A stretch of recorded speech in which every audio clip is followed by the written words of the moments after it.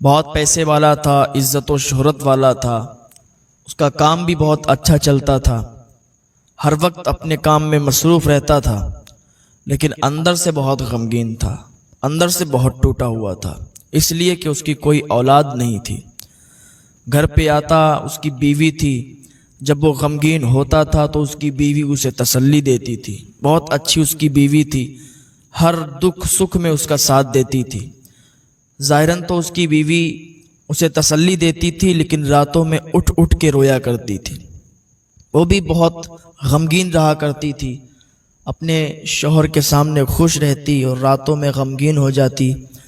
تو یہ پریوار اسی طریقے سے اپنی زندگی بسر کر رہا تھا، اور انسان اس ٹائم زیادہ غمگین ہوتا ہے، کوئی بھی ہو، کسی دھرم کا ہو، کسی مذہب کا ہو، عزت ہو، شہرت ہو، مال و دولت، ہر کچھ ہو، لیکن اگر اولاد کی دولت نہ ہونا، اگر انسان کی اولاد نہیں ہوتی ہے تو انسان ایک الگ زندگی جیتا ہے، ایک اسے سکون نہیں ہوتا ہے، ایسے عجیب اسے لگتا ہے کہ کاش اولاد ہوتی تو کتنا اچھا ہوتا، ساتھ میں ہوتی۔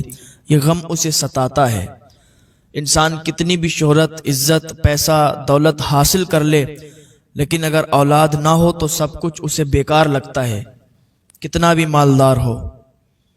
تو اس کی اولاد نہیں تھی، اسی گھٹن میں وہ کبھی کبھی رویا کرتا تھا تو اس کی بیوی اسے تسلی دیا کرتی تھی۔ پڑوس میں ایک سید صاحب رہا کرتے تھے، سید شریف، تو وہ ایسا کیا کرتے تھے کہ جب بھی محرم شریف کی 10 تاریخ آیا کرتی تھی تو وہ لنگر کیا کرتے تھے، لنگر حسینی کیا کرتے تھے، صبح سے لے کر شام تک ان کا لنگر حسینی چلا کرتا تھا۔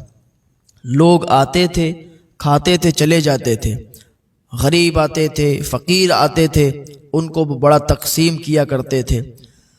تو ایک دن ایسا ہوا کہ محرم شریف کی جب 10 تاریخ آئی تو صبح سے ہی ان کے ہاں لنگر شروع ہو گیا، اور شام کے ٹائم انہوں نے ایک رسم ادا کی کہ اپنے بچے کو ترازو کے پلے میں رکھا، ایک پلے میں بچہ اور ایک پلے میں انہوں نے مال و دولت رکھا، اپنے بچے کو دولت سے تول کر اور وہ دولت کو غریبوں میں تقسیم کر دیا۔ یہ جب سندر لال کی بیوی نے دیکھا تو اسے بڑا عجیب لگا کہ ابھی تک تو انہوں نے ایسا کیا نہیں، اب انہوں نے مال و دولت کو ایک پلے میں رکھا، بچے کو ایک پلے میں تول کے اور مال و دولت تقسیم کر دیا۔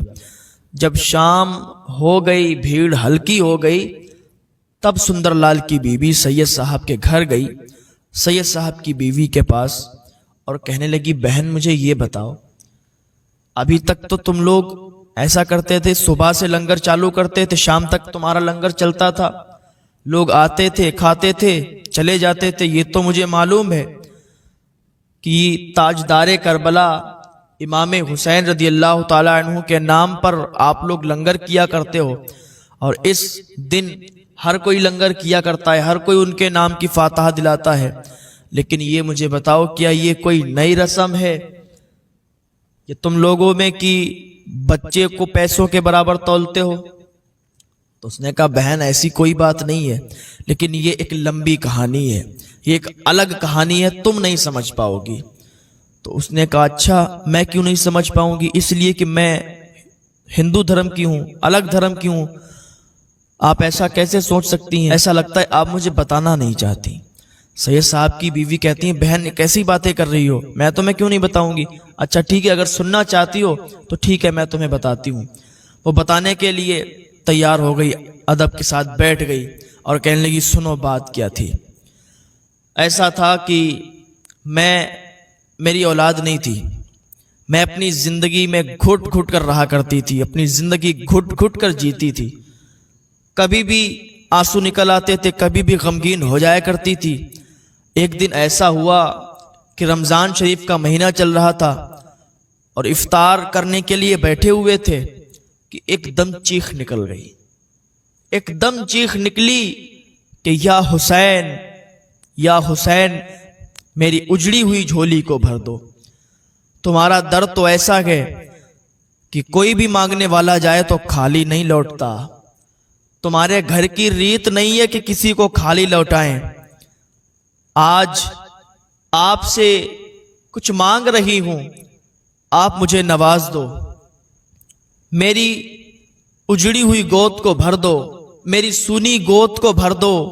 اے فاطمہ کے راج دلارے، مانگنے والوں کو آپ کے در سے کیا نہیں ملا، ایک چٹکی مجھے بھی عطا کر دو۔ عالم ہستی کے راج کمار، اپنی دولت اقبال کا ایک چراغ میرے گھر میں بھی جلا دو۔ بڑی مشکل سے میرے گھر والوں نے مجھے سنبھالا، ایک چارپائی پر لٹال دیا، میں نے کھانا بھی نہیں کھایا، ایسے ہی میں سو گئی۔ اور جب میں سوئی نا تو میری قسمت کا ستارہ جاگ گیا۔ جب میں سوئی تھی تو فوراً مجھے خواب آیا، اور ایسا خواب آیا کہ بالکل سناٹا ہے، کالی رات ہے اور ایسی کالی گھٹا چھائی ہے کہ سامنے کچھ نہیں دکھتا، تارے کھلے ہوئے سب موجود ہیں، دکھ رہے ہیں، تارے نکلے گئے۔ ہم تاروں کی طرف دیکھنے لگے تو ایک تارا ٹوٹا اور میری گود میں آ کر گرا، اور اس کی روشنی پھیلی ارد گرد اور پھر غائب ہو گئی۔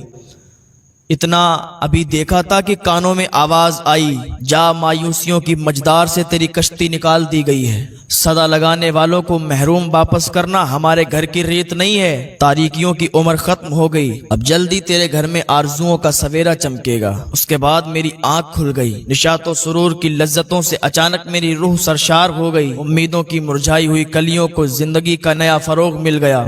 اب مجھے ایک بہت اچھا لگنے لگا، اور کچھ ہی دنوں میں جب دائی سے چیک کرایا نا، جب دائی کو دکھایا تو دائی نے خوشخبری دی کہ تو ماں بننے والی ہے، اور ٹھیک 9 مہینے کے بعد ہمارے گھر یہ ننھا پیدا ہوا۔ یہ میری گود میں جو ننھا دیکھ رہی ہو نا، یہ میرا بیٹا ہے، یہ انہی کا صدقہ ہے، یہ انہی کے ذریعے سے ملا ہے۔ تو آج اس کو پیسوں کے برابر تول کر حضور صلی اللہ علیہ وسلم کے نام کی خیرات نکالی ہے۔ یہ کوئی نئی رسم نہیں ہے بہن، ابھی یہ بات اپنی جاری ہی رکھی تھی انہوں نے کہ سندر لال کی بیوی ایک دم سکتہ طاری ہو گیا۔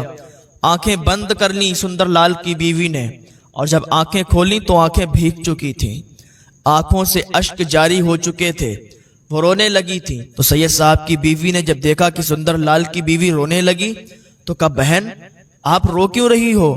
کیا میری باتوں نے آپ کو غمگین کر دیا ہے؟ کہ میری باتیں آپ کو بری لگ گئی ہیں؟ تو اب اور تیز وہ پھوٹ پھوٹ کر رونے لگیں۔ سید صاحب کی بیوی نے چھپایا اور کہا، بہن مجھے معاف کر دو اگر میری کوئی بات غلط لگی ہو۔ تو سید صاحب کی بیوی نے جب اتنا کہا تو سندر لال کی بیوی نے منہ پہ ہاتھ رکھ لیا، کہا، یہ بات کیا کر رہی ہو؟ آپ کی کوئی بات مجھے بری نہیں لگی، بس میں رو اس لیے رہی ہوں کہ جو حال تمہارا تھا نا، اس وقت وہی حال میرا ہے۔ میری بھی کوئی اولاد نہیں ہوتی ہے، میں ایسا کوئی پیر فقیر بابا کوئی نہیں بچا جس کی چوکھٹ پر نہ گئی ہوں، کہیں بھی مراد پوری نہیں ہوتی، کہیں بھی بات نہیں بنتی ہے۔ ہاں تمہارے کربلا کے تاجدار پتہ نہیں ہماری فریاد سنیں گے یا نہیں سنیں گے، اگر ہم ان سے فریاد کریں تو پتہ نہیں وہ ہمیں اولاد عطا کریں گے یا نہیں کریں گے۔ سید صاحب کی بیوی نے کہا، کیوں ایسا کیوں کہتی ہو؟ کہا، میں اس لیے کہہ رہی ہوں کیونکہ میں ہندو ہوں، میرا دھرم الگ ہے۔